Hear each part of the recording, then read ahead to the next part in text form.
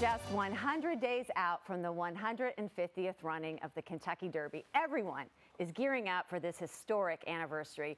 There's several big announcements coming from Churchill Downs today, and today breaking it all down right here at Great Day Live is Vice President of Communications Tanya Ablin and the official bugler for Churchill Downs and the Kentucky Derby, Steve Buttleman. We do it right on Great Day Live to celebrate, right? We're so ready, and I know you guys are too. You have to be thinking, well, time to practice, Steve. Yeah, absolutely.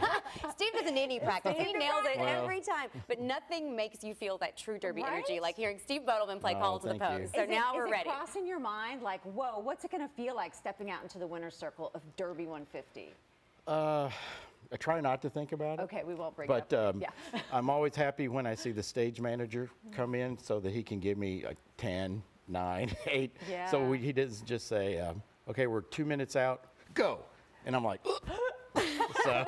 And you're thinking, I know this, I know this. And Yeah. I know, Tanya, you're saying that to yourself right now, too. Yes. I know this. This is going to be, because you all want to put on, I mean, the biggest show I feel like the world has ever seen for Derby 150. It feels so heightened this year. Yeah. And I know probably no matter how many times you play that song or how many years we've been planning the Kentucky Derby, 150. And probably this year, one, like you know it's coming, right? This year just feels so much bigger and more intense, which is exciting. It's a good thing. And so we're happy to invite the community to celebrate with us again today as we mark the 100-day countdown to the 150th. And you've got a couple big announcements, so we're going to get right to it. And starting with community, because that's at your heart and soul of this, because Survivors Parade, some news coming out of that I know so many survivors are going to be in this parade this year. Honestly, Claudia, this tradition is so beloved. We've only been doing it for 16 years, so a very small portion of the long legacy, but it's been so impactful that it is just as memorable for most people as the Garland of Roses. When you think of the Kentucky Oaks, you think of the Survivors Parade. It's such a moving moment. And so I guess, although that's technically 99 days away, right? Today we wanted to really focus. Nervous, Tanya. We're under the 3-digit mark. Today we really wanted to focus on that and honor those survivors who have walked in the past. We get letters all the time from previous survivors who have had that experience and just telling us how meaningful it was and how much it changed their life. And so today you can officially register to be considered. This year we'll choose 150 survivors who'll get to bring a guest and walk on the historic racetrack of Churchill Downs to cheering fans, breast and ovarian cancer survivors or people who are currently fighting their cancer battle. And we just hope to give them a wonderful day. And this year we're choosing, as we did last year, these 150 participants at random. It used to be a public vote, but we wanted to make it equitable and to just allow opportunity for as many people as possible. It's something that they're never going to forget, and whenever they step onto the track, I mean, the tears show begins, right? It's just, I'm sure it's so moving for them, but it's also so moving for us to celebrate their moment right then and there, and a chance at hope and surviving. All right, next big announcement is Oaks classes. Oaks Lily. Oaks Lily. Right. Okay. So if the mint julep is not for you, which everyone should have at least one on Derby Day, the Oaks Lily has become another great tradition in sort of the beverage side of things for the Oaks. And so today we're debuting the Kentucky Oaks glass, the official glass for the 150th Kentucky Oaks, and that's available for purchase at KentuckyDerbyStore.com. But this year we are revealing a special Kentucky Oaks glass that can only be purchased at the facility. So you have to be on property to get it. Cool. That's awesome, right? It harkens back. So originally, that was the case. You could only get julep and Oaks glasses on the property. But for the 100th Derby, they started selling them in retail locations, and so opened it up to the public, which is great because there's so many collectors. But we wanted to do something special this year and have one that's available for retail, but another one that's only available on property. You're going to have lines for that. Get ready. The collectors will be scrambling to get their hands on that one for sure. That's going to be a must-have item. One thing you all started back in December when it was 150 days till the 150th Kentucky Derby was sharing my Derby memory. And I have loved seeing the pictures again. So the call is going out today for everybody to share their pictures. I know Derby Museum shared that.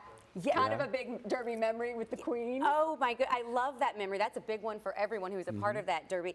People that get engaged at the track. So many people get engaged. We had a story that came in of someone who was a decoy for when the Queen was there. Like, was sort of designated to distract people so the Queen could use the bathroom. You should have a podcast on. Yeah, it was fantastic. Such a great story. Roll out the truth and the details.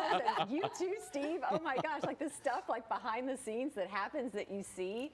but to see some of these pictures has been super fun. I just feel like it builds up the excitement that we all have these special, wonderful memories. And I know it's like before, like the country takes over our Derby, which we want to share it with everybody. I love to see these personal things because it's like, oh my gosh, like your memories taking place at the Derby. It's such a special time. Do you have a favorite Derby memory?